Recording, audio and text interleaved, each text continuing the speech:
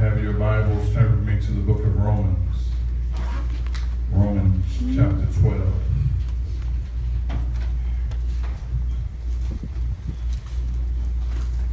Romans 12, we're just going to read the first two verses.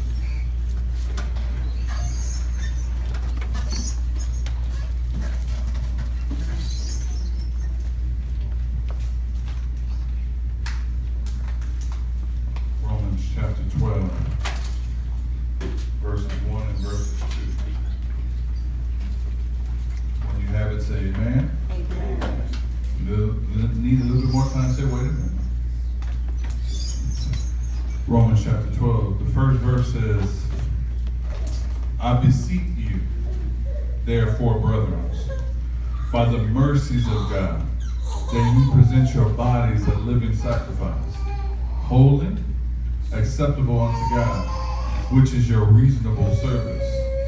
And be not conformed to this world, but be ye transformed by the renewing of your mind, that ye may prove what is that good and acceptable and perfect will of God. Amen. Amen. Romans chapter 12, I just read the first two verses. May the Lord have blessed us to the reading, the hearing, but especially the doing of his holy and righteous word. Amen. You may be seated in the presence of God. I just want to preach from this thought, a transformed life. Amen. Amen. Come on now. A transformed life. How do you get a transformed life? Some of us is probably sitting here thinking, I thought we had a good life now. But I stopped by to tell you, unless you've been regenerated, unless you've been born again, unless you've been blood bought, the life that you have, you're on a path of destruction. Amen. Some of us outwardly, and some of us going to be inner, in your inwardness. How you view things is a matter of life and death. I don't know why God is taking me along this path. Last week we talked about the believer's assurance. And we had one to come down and rededicate her life. Amen. Amen. Because sometimes we hear things, we've been in church most of our lives, but it just seems not to translate to the behavior that God is looking for.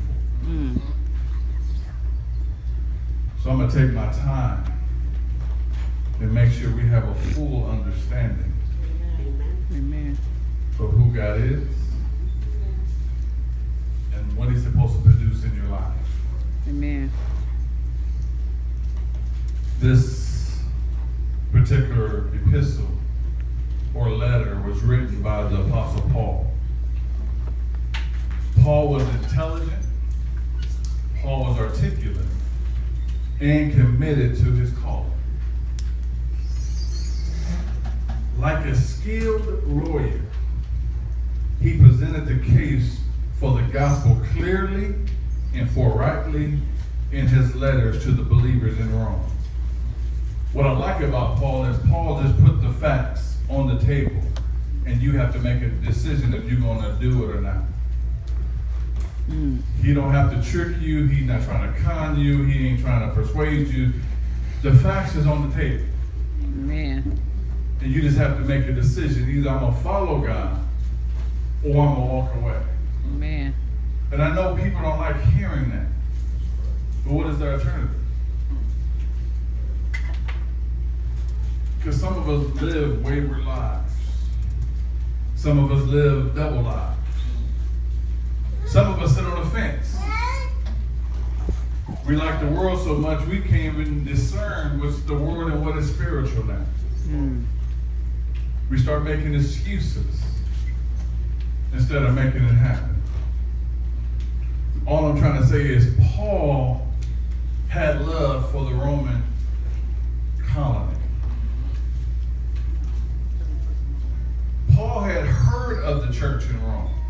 Notice he didn't found the church. He heard of the church in Rome, but he'd never been there, nor any other apostles ever established a church. May I suggest to you all that the church was founded by Jews who got saved on the day of Pentecost, Acts chapter 2, for those who's taking notes. They spread the faith on their return to Rome. And guess what? The church grew. Amen. The purpose of the book of Rome was in two parts.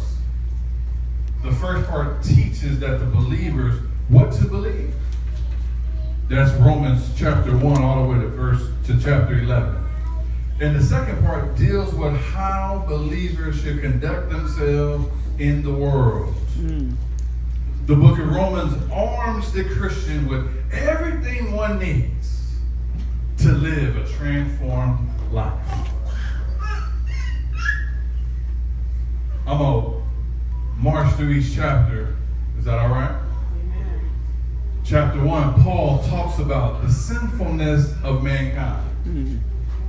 Chapter 2, Paul talks about God's righteous judgment on the world. Chapter 3, Paul shows the Jews that God did not let them off the hook. You know why? When you read chapter 3, he says you had the very oracles of God. See, we had to live and we had to learn through faith, but they got the very word handed to them. Amen. Why? Because God picked them. He chose them. And they're still God's chosen people. Never mistake their disobedience that God just left them out to dry. Anything God do is perfect. Amen. He didn't pick them because they was great. They had a great nation. Matter of fact, it was only one man. His name was Abraham.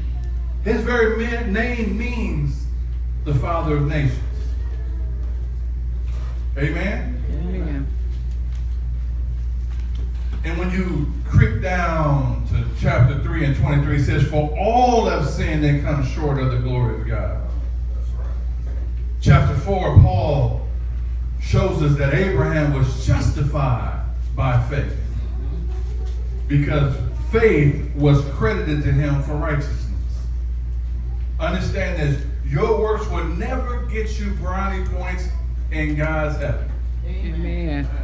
Amen. Too many of us want to show what we've done, how much we gave, who we walked across the street. God don't care. He cares about your heart. Right. Amen. Amen. Chapter 5, Paul teaches us that faith triumphs because of justification. Because you have been justified by faith, you know what you get? You get peace with God.